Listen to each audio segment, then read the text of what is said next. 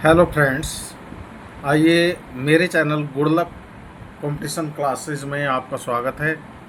और ये वर्ष 2026 की घटना चक्र का नवीनतम संस्करण है, जो भारतीय संविधान से संबंधित पुस्तक है, या इसे भारतीय राज्य व्यवस्था में शासन भी कहते हैं। इसमें विभिन्न राज्यों के पीसीएस और आईएएस में जो गत वर्षों में परीक्षाओं में प्रश्न पूछे गए हैं, उनके हल दिए गए हैं व्याख्या सहित। और व्याख्याएं अति महत्वपूर्ण हैं, जो परीक्षा में आपको विशेष लाभ देगी, विशेष रूप से प्री एग्ज़ाम में और मेंस के लिए बहुत सारा कंटेंट आपको यहाँ से मिल जाएगा। तो आइए शुरू करते हैं आज का टॉपिक, शासन प्रणाली। देखिए, ये घटना चक्र में पीवाईक्यू से पहले नोट्स दिए हैं, ये गागर में सागर हैं। आइए इनको देखते हैं। निरंकुश राजतंत्र यह शासन का प्राचीनतम रूप है, जिसमें शासन की शक्ति एक व्यक्ति में समाहित होती है, ठीक है, जो राजमुकुट धारण करता है। जैसे प्राचीन समय में हमारे रजवाड़ों के राजा थे, तो निरंकुश राजतंत्र ही था एक प्रकार से। वह प्राय आनुवंशिक उत्तराधिकार के आधार पर पद ग्रहण करता है, ठीक है। संवैधानिक राजतंत्र, इसमें राजा ओब्लिक सम्राट शासन का औपचारिक प्रमुख होता है और वास्तविक राजनीतिक सत्ता निर्वाचित सरकार ओब्लिक प्रतिनिधियों के माध्यम से संचालित होती है, ठीक है। तो कुछ राजतंत्र निर्वचनीय भी हो सकते हैं, यानी इसका ये कहना है कि कुछ राजतंत्र का निर्वाचन या इलेक्शन भी होता है, ठीक है। कुलीन तंत्र, इसे इंग्लिश में अरिस्टोक्रेसी कहते हैं। यह शासन का वह रूप है जिसमें राजनीतिक सत्ता थोड़े से लोगों में निहित होती है, ठीक है जी,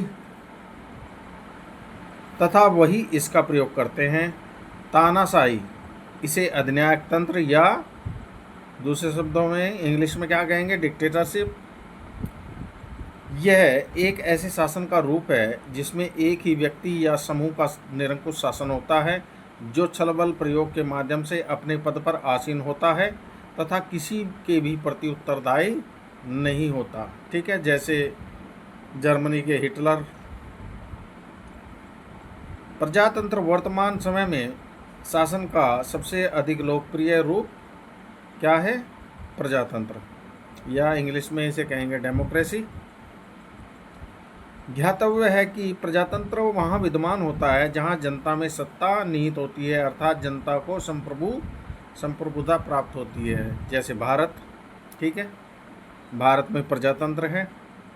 यहाँ जो शक्ति है वो जनता में निहित है। जनता ही हर 5 वर्ष पश्चात किसी भी पार्टी को सत्ता में आने का न्योता देती है या निर्वाचन करती है, और यदि वो चाहे तो 5 वर्ष बाद उसी पार्टी को इलेक्शन द्वारा हटा भी सकती है, ठीक है। तो इसका अर्थ ये है।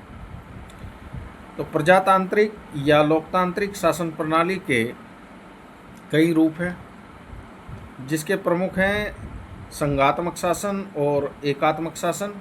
लोकतांत्रिक शासन प्रणाली व्यवहार्य कार्यपालिका विधायिका संबंध के आधार पर संसदीय शासन व्यवस्था या अध्यक्षीय शासन व्यवस्था के रूप में हो सकती है।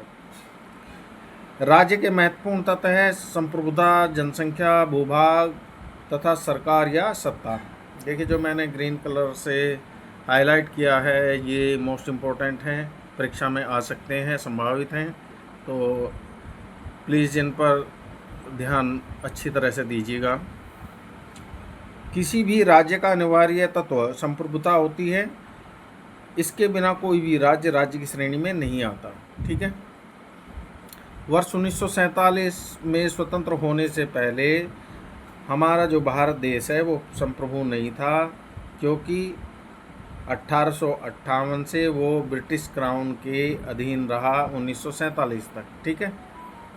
भारतीय संविधान के अनुसार देश में संसदीय शासन प्रणाली को अपनाया गया है, जिसमें जनता द्वारा चुने हुए प्रतिनिधि ही शासन व्यवस्था का संचालन करते हैं। संसदीय शासन प्रणाली को मंत्रिमंडलीय शासन प्रणाली भी कहा जाता है। इस प्रणाली में संसद विधि निर्माण की सर्वोच्च संस्था होती है। ठीक है, जो भी अधिनियम कानून पारित किए जाते हैं या बनाए जाते हैं वो संसद विधि निर्माण द्वारा बनाती है। ठीक है, यानी कि संसद को ये विधि निर्माण की शक्ति प्राप्त है। ठीक है जी, विधि का मतलब होता है कानून।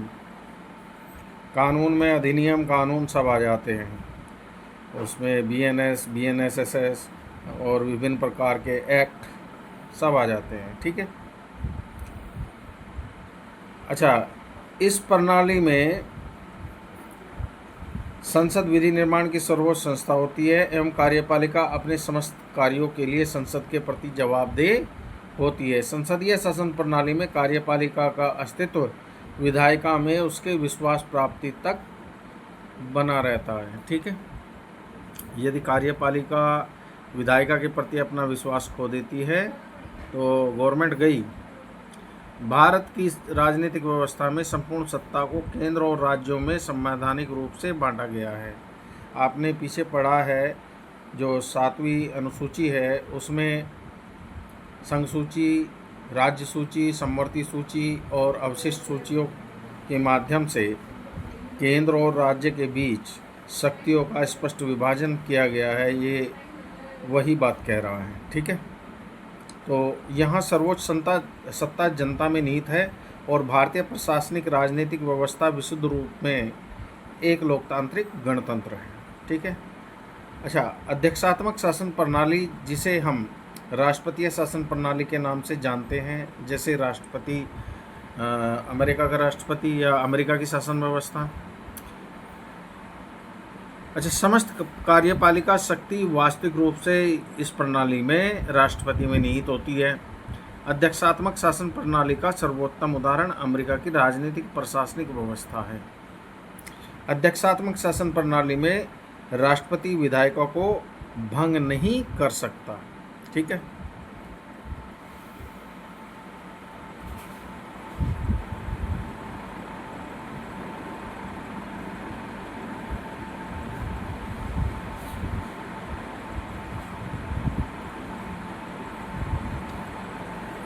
अच्छा, अध्यक्षात्मक शासन प्रणाली में एकात्मक व्यवस्था के तहत सत्ता केंद्रीकृत होती है। ठीक है जी, राष्ट्रपति ही कार्यपालिका का प्रमुख होता है और अध्यक्षात्मक शासन प्रणाली में राष्ट्रपति अपने मंत्रियों के चयन नामित करने में स्वतंत्र होता है और मंत्रियों के चयन में व्यवस्थापिका की भूमिका नाम मात्र ही होती है। ठीक है जी, हालांकि अमेरिकी मॉडल में अनेक उच्च पदों मंत्रियों की नियुक्ति में सीनेट की सलाह सहमति आवश्यक होती है। भारतीय संविधान की प्रस्तावना में प्रयुक्त वाक्य हम भारत के लोग यह स्पष्ट करता है कि भारत में सत्ता का एकमात्र स्रोत जनता है। ठीक है जी, जो जनप्रतिनिधियों का निर्वाचन सत्ता संचालन हेतु करती है, जैसे आप एमपी और एमएलए चुन करके भेजते हैं।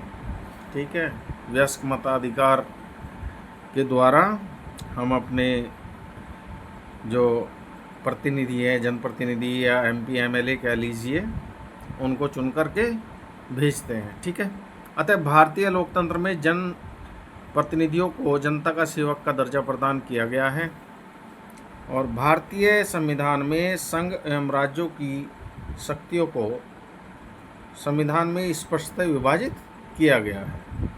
इसलिए भारतीय संविधान को संघात्मक संघीय संविधान भी कहा जाता है।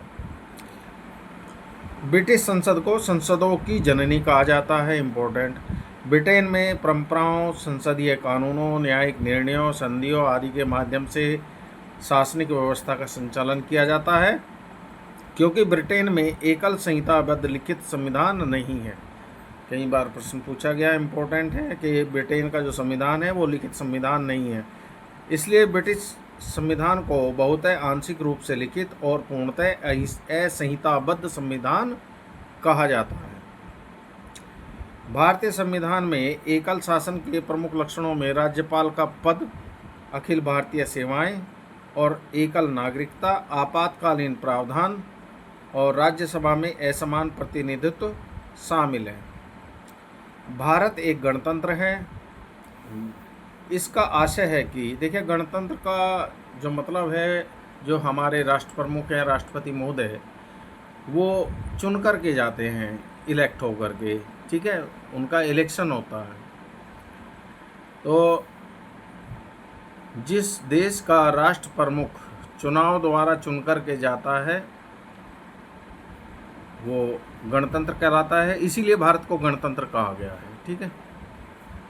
इसका आशय है कि भारतीय राजनीतिक और प्रशासनिक व्यवस्था के सर्वोच्च पद राष्ट्रपति पद पर निर्वाचित व्यक्ति आसीन होता है। भारतीय संविधान में संघात्मक एवं एकात्मक दोनों व्यवस्थाओं के तत्व पाए जाते हैं, परंतु भारतीय संविधान मूलतः संघात्मक है। केसी हियर ने भारत को अर्ध संघात्मक राज्य कहा है। जी ऑस्टिन ने भारतीय संघवाद को सहकारी संघवाद कहा है। ये सब आए हुए हैं परीक्षाओं में।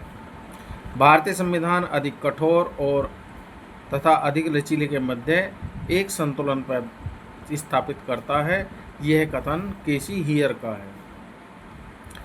डॉक्टर भीमराव अंबेडकर के अनुसार संविधान को संघात्मकता के तंग ढांचे में नहीं ढाला गया है, ठीक है। तो आज का वीडियो मैं यहीं समाप्त करता हूँ। आशा करता हूँ आप इससे पूर्णतः लाभान्वित होंगे। Thank you.